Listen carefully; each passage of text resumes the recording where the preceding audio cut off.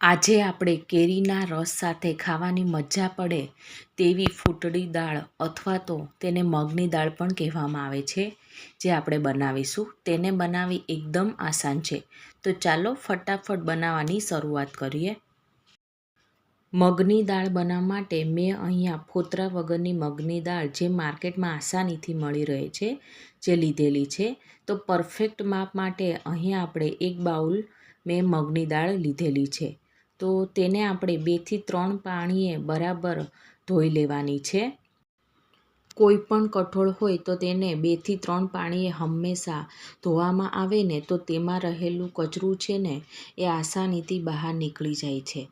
તો અહીંયા હું આ રીતના 2 ગ્લાસ એડ કરી રહી છું અને પછી આ રીતના હાથેથી આપણે દાળને મસળીને ધોઈ લઈશું.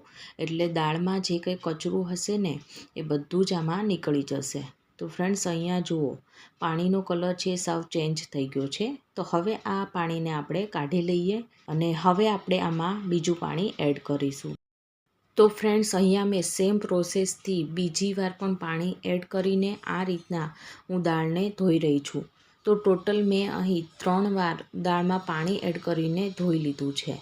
તો હવે આપણે આ ત્રીજી વારમાં પાણી છે એ બધું જ કાઢી લઈશું. દાળને પલાળવાની નથી. તો બસ આ રીતે ત્રીજી વાર ધોઈને તેમાંથી પાણી છે ને એ નીકાળી લેવાનું છે. અહીંયા મેં એક કડાઈમાં 3 મોટી ચમચી જેટલું તેલ ગરમ કરવા માટે મૂકી દીધેલું છે. તો હવે તેલ પણ ગરમ થઈ ગયું છે. તો 1.5 નાની ચમચી જેટલી આપણે રાઈ એડ કરીશું. તો ફ્રેન્ડ્સ, અહીંયા જુઓ, રાઈ પણ સરસ ફૂટવા લાગી છે ને. તો હવે પિંચ ઓફ આપણે હિંગ એડ કરીશું અને તેની સાથે સાથે 12 થી 15 જેટલા મીઠા લીમડાના પાન એડ કરીએ. અને અહીંયા મેં એક કટ કરેલું લીલું મરચું અને 1 ઇંચ આદુના ટુકડાને છીણીને લીધેલું છે. તો એ પણ એડ કરીએ અને ધીમા ગેસ ઉપર આ બધાને અડધી મિનિટ જેટલું સાતળી લઈએ. અડધી મિનિટ થઈ ગઈ છે. તો ફ્રેન્ડ્સ, અહીંયા જો એકદમ સરસ રીતે બધું છે ને એ સતળાઈ ગયું છે. તો પરફેક્ટ માપ માટે આપણે 1 બાઉલ મગની દાળ લીધેલી હતી. તો તેની સામે આપણે 3 બાઉલ પાણી એડ કરવાનું છે. 1 બાઉલ મગની દાળ હોય ને તો તેનાથી 3 ગણું આપણે પાણી એડ કરવાનું. તો આ રીતે આપણે 1 બાય 1 3 બાઉલ જેટલું પાણી એડ કર્યું છે.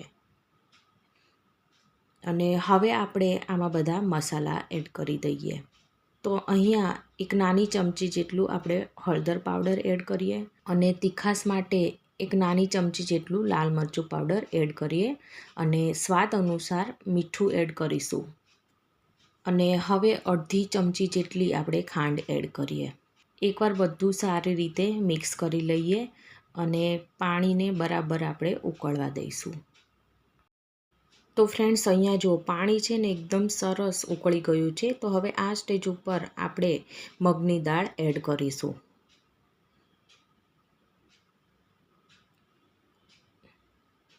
અને હવે એકવાર આપણે ચમચાથી બધું જ છે ને એ સારી રીતે મિક્સ કરી લઈએ. હવે કડાઈને ઢાંકીને 10 થી 12 મિનિટ જેટલું આપણે થવા દઈશું અને વચ્ચે વચ્ચે આપણે 2 થી 3 વાર ચેક કરવાની છે. તો અહીંયા આપણે એકદમ ધીમા ગેસ ઉપર જ આ દાળને કૂક કરવાની છે. જો ફૂલ ગેસ ઉપર તેને આપણે કૂક કરીશું ને તો બધું જ પાણી છે ને એ બળી જશે, પરંતુ દાળ છે ને અંદરથી કાચી રહી જશે. તો ધીમા ગેસ ઉપર જ આપણે આને કૂક કરવાની છે. 5 થી 6 મિનિટ બાદ આપણે ઢાંકણ ખોલીશું. તો ફ્રેન્ડ્સ, અહીંયા જુઓ, આપણી દાળમાં જે પાણી છે ને અડધું તો બળી ગયું છે. તો દાળ છે એ આપણી આ રીતના અધકચરી છે એ ચડી ગઈ છે, પરંતુ હજી આપણે 5 થી 6 મિનિટ જેટલી આને આપણે કૂક કરવાની છે. તો ફ્રેન્ડ્સ, ફરીવાર ઢાંકણ ઢાંકીને તેને આપણે કૂક થવા દઈશું. 6 થી 7 મિનિટ બાદ આપણે ફરીવાર ઢાંકણ છે એ ખોલીશું. તો ફ્રેન્ડ્સ, અહીંયા જુઓ, આપણી દાળ છે એકદમ પરફેક્ટલી એવી કૂક થઈ ગઈ છે. તો હવે આપણે આ સ્ટેજ ઉપર મેં અહીંયા અડધા લીંબુનો રસ કાઢીને રાખેલો હતો, તો તે આપણે એડ કરીશું અને થોડા ઉપરથી આપણે કોથમીર એડ કરીશું. હવે એકદમ હળવા હાથે આ રીતે દાળને આપણે મિક્સ કરી લઈશું, એટલે દાળનો એક એક દાણો છે એ છૂટો રહે અને તૂટી પણ ના જાય. તો તમે ક્યારે બનાવો છો આવા પરફેક્ટ માપ સાથે મગની દાળ, એ મને કમેન્ટ સેક્શનમાં જરૂરથી કહેજો.